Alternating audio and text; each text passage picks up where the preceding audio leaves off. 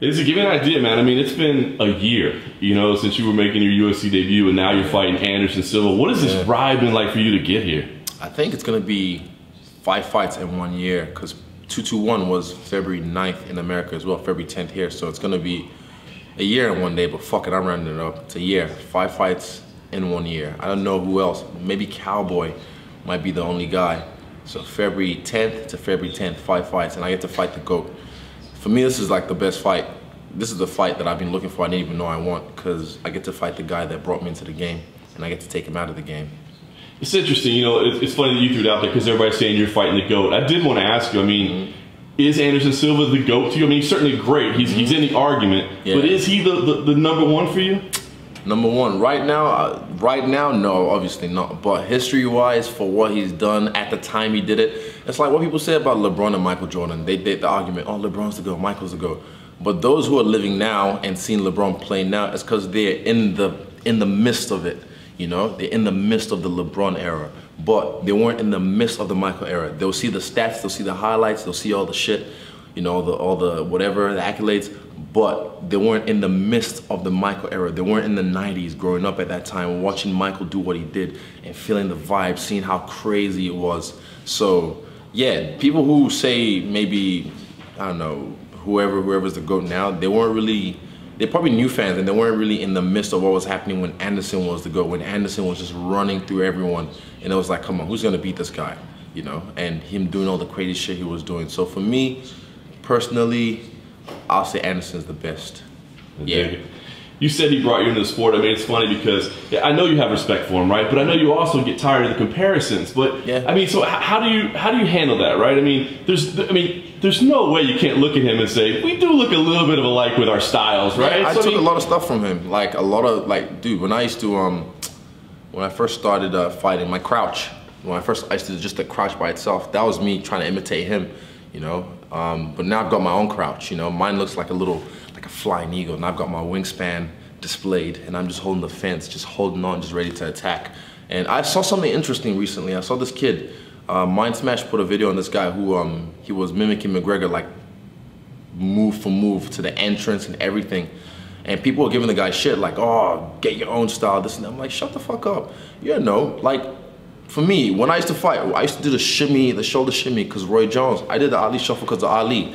Like, I'm a copycat ninja. I can copy different things from different people and then emulate it. So if someone sees something that inspires them and they want to copy that, let them do them. Eventually, they'll discover their own style, like I have mine. You know, so I just pick and choose, like a video game character, pick and choose what I feel works for me from different people that inspire me. And then eventually, I'll just organically make my own style. So yeah, I just feel, yeah, imitation is the greatest form of flattery, but at the end of the day, I am me.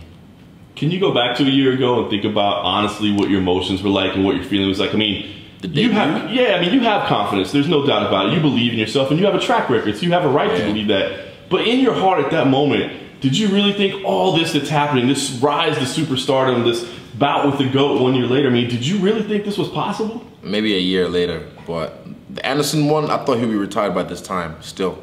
So that's the one that was like a little monkey wrench in the mix. But yeah, I think all this would have happened. I think maybe it was a year like quicker than I expected, but I knew it was gonna be this fast. I knew like within a year and a half I was gonna be fighting for the title. So yeah, it's on the right track. Probably by May, April, I'm sure.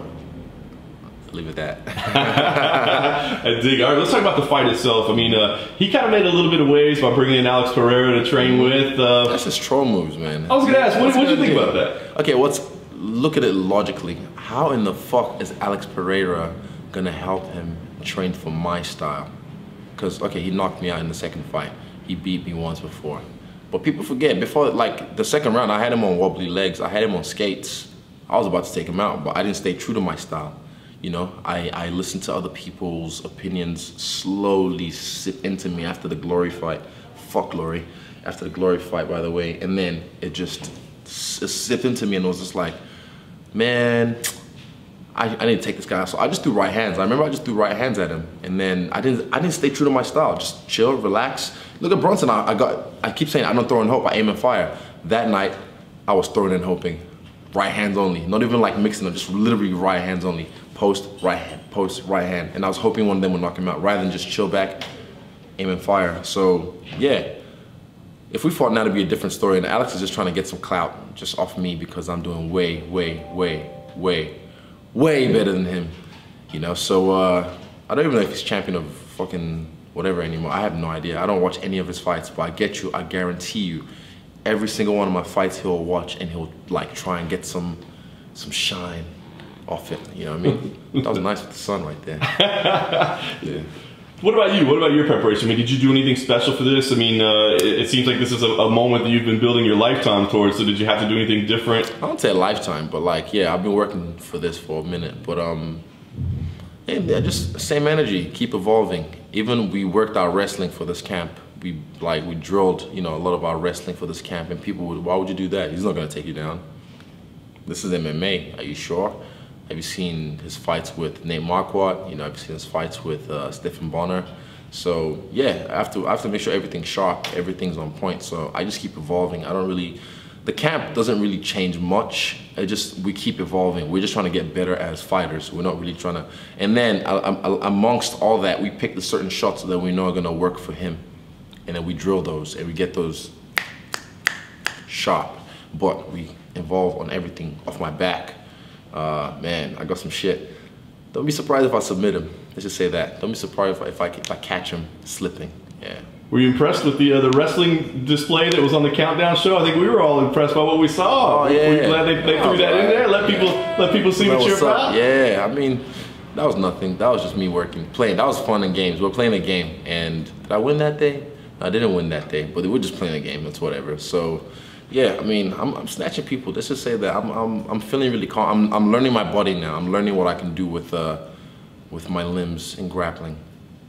You know, every fight for you in the UFC has gotten bigger, of course, and it's happened quickly. And you've got a ton of experience in other combat sports. But going into this fight, I mean, does this fight week have a special feel to you? Does this moment feel different than others? It feels even less. Like literally, I've noticed. I was like, fuck, I haven't posted anything.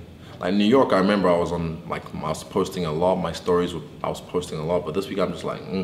Let's get to the fight, like the fun bit. I just think I'm over all this. Like I've done all this leading up to this fight even more than usual. So I knew like this is gonna be bigger than the rest. So yeah, I'm just like, let's fight. So I haven't really, it's felt a little bit bland to be honest. So far, yeah, this fight week's felt bland. Even though I did a little bit of media stuff, went to some places, you know, Smile and Wave, signed some shit. It felt bland, so yeah. It might get spiced up. Maybe the open workout spicing it up. I don't know, we'll see. We'll have a little fun out there and see. Yeah, but so far it's just bland.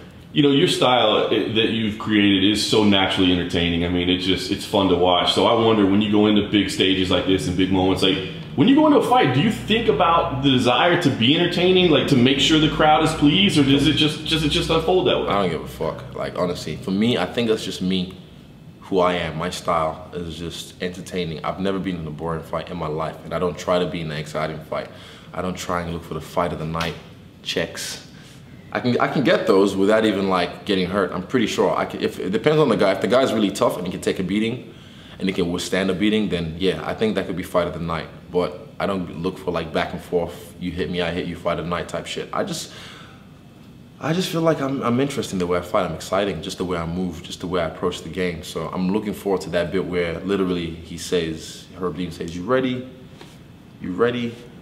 Let's go." And then we just like slide across the octagon. He's gonna circle off, but I'm gonna slide across and cut him off. And yeah, that's the moment I'm looking for. Very nice. Lastly for me, we know that Anderson Silva has been promised a title shot, that if he wins, he gets a title shot. Do you feel like you're competing for those same stakes? Like literally, I've talked to Dana. I had a meeting with him in Sydney, one-on-one. Me and him in a room for 40 minutes talked, and everything's unfolding the exact way I planned. If it had happened the way he wanted, I would have fought Anderson or Jacare on the ESPN card. But I'm very persuasive, so everything's happening the way I planned. And let's just say, I'm gonna set that place on fire after the fight. Yeah. And then? Hey, use the pluses of elimination. Look at the division right now. Who else? Who's busy? I mean, what's happening? So I can't say anything. I'm focused on this fight. But let's just say, things should play out the way exactly I want them to play out, and we'll just use the process of elimination to, you'll see. It's not that hard to figure out.